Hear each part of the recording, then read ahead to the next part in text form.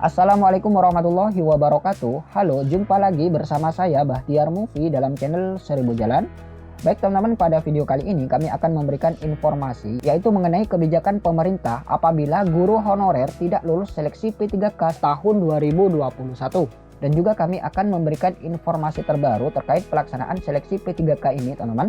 Jadi buat teman-teman simak terus video ini.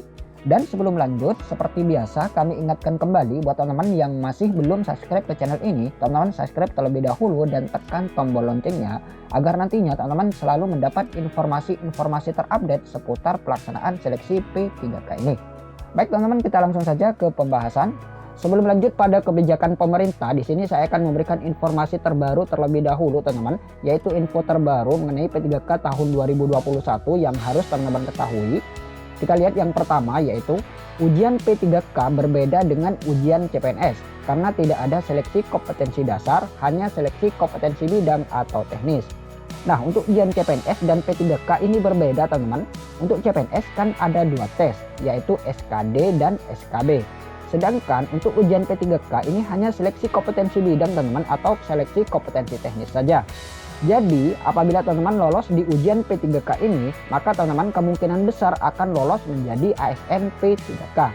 Jadi manfaatkan baik-baik kesempatan ini teman-teman, terutama untuk guru honorer di sekolah negeri masing-masing. Karena di ujian seleksi P3K yang pertama ini hanya dikhususkan bagi guru honorer di sekolah negeri masing-masing teman-teman. Jadi seperti itu.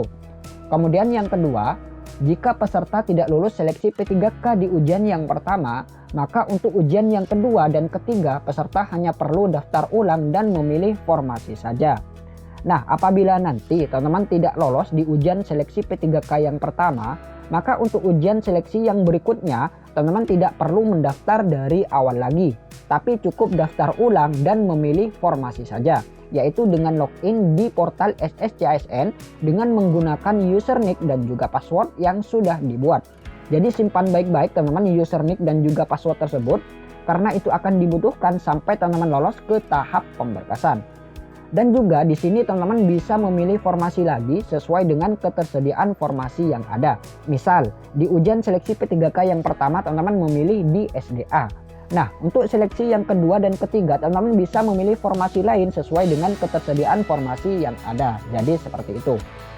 Kemudian yang nomor 3, jika peserta dinyatakan tidak lolos seleksi administrasi P3K tahun 2021, peserta diberi kesempatan untuk menyanggah. Nah, jadi nanti ada masa sanggah teman-teman untuk pelamar yang dinyatakan tidak lolos, yaitu sekitar 3 hari biasanya teman-teman.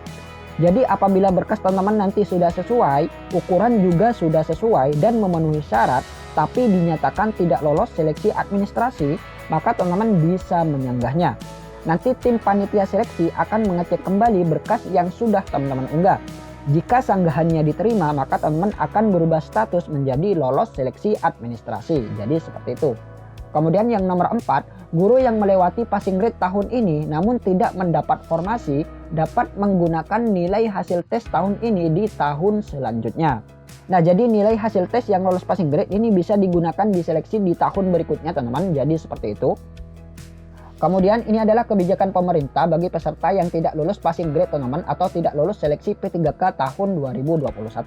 Kita lihat yang pertama, pemerintah daerah dapat mendistribusikan peserta yang tidak lulus passing grade untuk tetap mengajar sebagai guru honorer sepanjang kebutuhan guru di sekolah tersebut belum terisi oleh PNS atau P3K.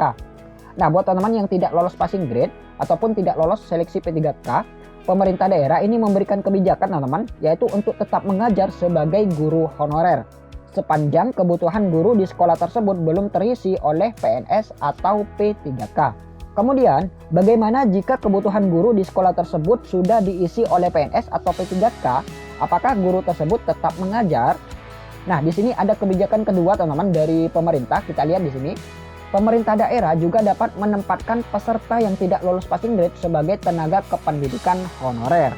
Nah, jadi nanti apabila teman-teman tidak lolos passing grade ataupun tidak lolos P3K dan kebutuhan guru di sekolah tersebut sudah terisi oleh PNS atau P3K, maka opsi terakhir teman-teman bisa ditempatkan sebagai tendi atau tenaga kependidikan honorer.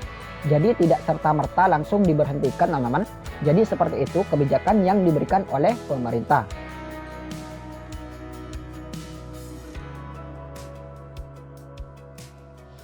Kabar gembira yang pertama yaitu prioritas bagi guru honorer yang sudah lama mengajar dibandingkan guru swasta ataupun lulusan PPG yang mendaftar ke sekolah tersebut. Nah, jadi buat teman-teman guru honorer yang sudah lama mengajar di sekolah yang membuka formasi P3K ini lebih diprioritaskan teman-teman dibandingkan guru swasta ataupun lulusan PPG yang mendaftar ke sekolah tersebut. Syaratnya wajib lolos passing grade. Dan berikut adalah penjelasan langsung dari Bapak Praptono teman-teman selaku Direktur Pendidikan Profesi dan Pembinaan Guru dan Tenaga Kependidikan. Bapak Ibu akan prioritas untuk mendapatkan penempatan di sekolah asal dari tempat Bapak Ibu mengajar. Sehingga kalau Bapak Ibu memilih di kabupaten asal tempat Bapak Ibu mengabdikan sebagai honorer, maka yang menjadi PR bagi Bapak Ibu adalah mencapai passing grade. Bapak Ibu tidak perlu bersaing dengan peserta yang lain.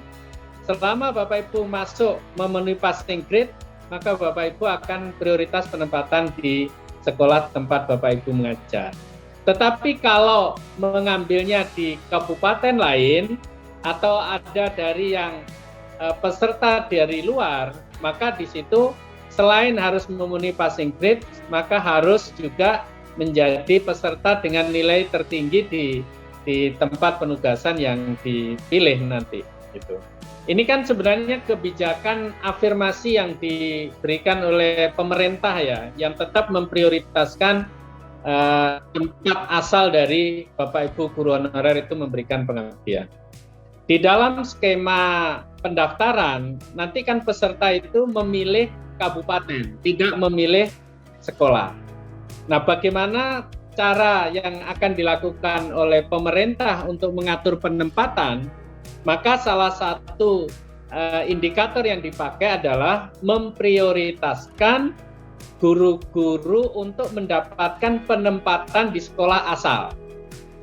Ya. Dan dengan memenuhi passing grade, maka berarti guru itu sudah mendapatkan prioritas. Meskipun dia bukan menjadi peserta yang terbaik di situ, tapi kalau lolos passing grade, maka dia akan prioritas.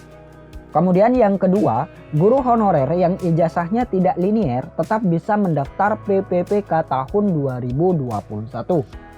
Nah, jadi buat teman-teman guru honorer yang ijazahnya tidak linier, teman-teman jangan khawatir, teman-teman masih bisa mendaftar P3K tahun 2021.